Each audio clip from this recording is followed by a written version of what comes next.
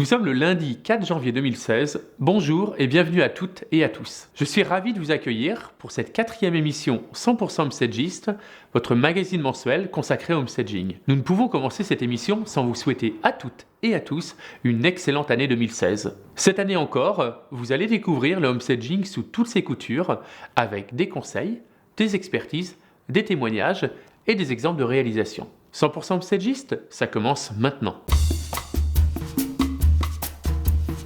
Au sommaire de ce 4e numéro, nous nous rendrons à Perpignan découvrir le résultat d'un homestaging dans une maison traditionnelle.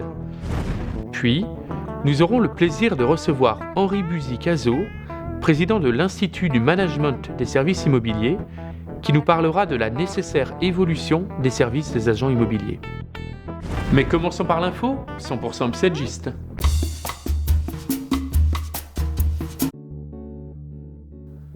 Trop tard, cet appartement est déjà vendu.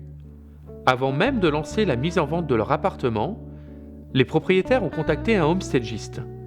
Celui-ci a travaillé sur la présentation de l'appartement, a fait venir un photographe professionnel et a orienté les propriétaires vers un agent immobilier partenaire qui a pris en charge la prestation de homestaging en la remboursant sur ses honoraires.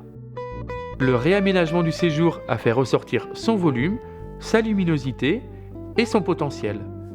L'ajout d'une couleur marquée, ici le rose, permet aux photos de l'annonce d'attirer immédiatement l'œil de l'internaute afin qu'il clique en priorité sur ce bien. Dans toutes les pièces, séjour, cuisine, chambre, salle de bain et même sur la terrasse, il a apporté du mobilier et des accessoires soigneusement choisis pour donner une ambiance douce, chaleureuse et agréable. Ainsi valorisé, cet appartement a trouvé acquéreur en 3 semaines, faisant le bonheur de ses propriétaires.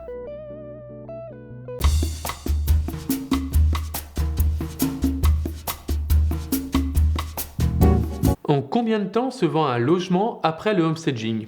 Eh bien, si vous attendez un chiffre, vous allez être déçu. Déjà, parce que les chiffres qui circulent sur les délais de vente moyens après homestaging sont d'une fiabilité toute relative, au vu des sources et des tailles des échantillons. Surtout parce que la présentation d'un logement est seulement un des critères indispensables à la réussite de la commercialisation d'un bien. Les critères de prix et de promotion sont aussi importants. C'est le travail de ces 3 facteurs, prix, présentation, promotion, qui va permettre de réduire de façon significative les délais de vente. Autre point, le marché de l'immobilier français n'est pas du tout homogène. Par exemple, vendre un 2 pièces parisien après homestaging en 48 heures ne sera pas considéré forcément comme un exploit, alors que vendre une maison atypique dans un village après homestaging en seulement 4 mois, là pour le coup, ça peut être remarquable. C'est pourquoi la notion même de délai de vente moyen après homestaging n'est pas pertinente. À noter, et c'est important, on observe qu'après un homestaging, avec une mise en vente au prix du marché et une bonne promotion, les appartements et les maisons se vendent, et généralement dans des bonnes conditions de délai et de prix. Normal, un acquéreur n'a pas envie de voir s'échapper un appartement qui lui plaît et dans lequel il se sent bien. Katia est une vraie professionnelle. Elle connaît son métier, le fait avec intelligence. C'est aussi une personne très humaine qui a su m'accompagner au plus près et au plus juste. Très disponible, je la recommande sans hésiter. Témoignage d'un propriétaire à propos d'une prestation de Katia Janowski, experte en homestaging à Toulouse. Retrouvez en continu ce que pensent les clients du homestaging sur immodvisor.fr, site d'avis clients certifié sur les professionnels de l'immobilier. Nous sommes sous le soleil de Perpignan où nous allons découvrir le résultat d'un homestaging dans une maison traditionnelle du centre-ville. Allez, c'est parti!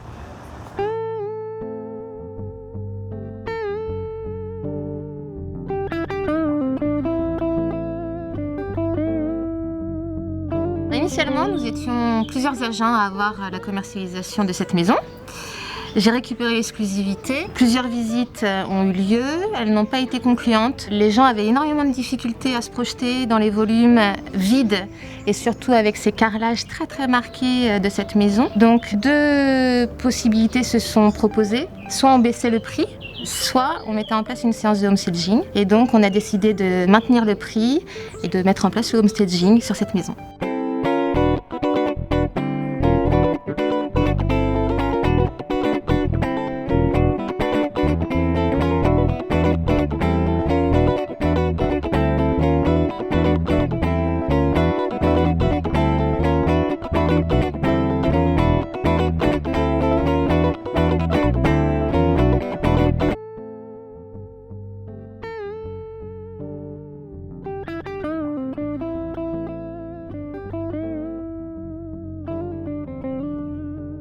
Dès que j'ai reçu les photos le vendredi soir, l'annonce a été mise en ligne.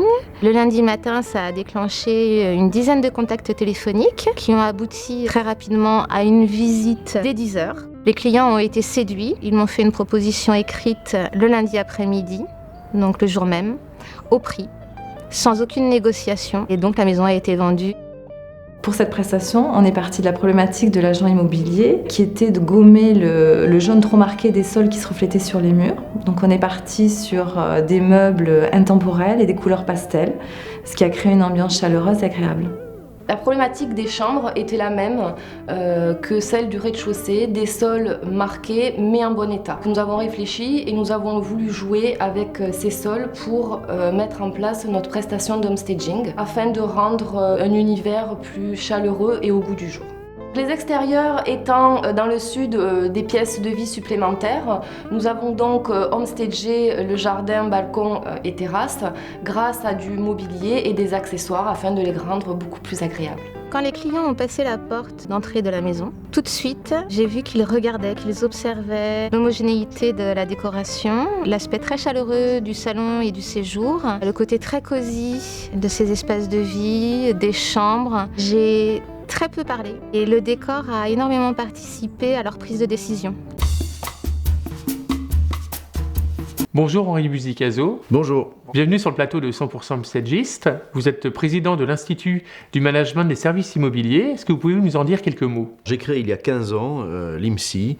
C'est une école qui forme les futurs professionnels de toute la filière immobilière, de l'aménagement foncier jusqu'au métier de service, agent immobilier, administrateur de biens.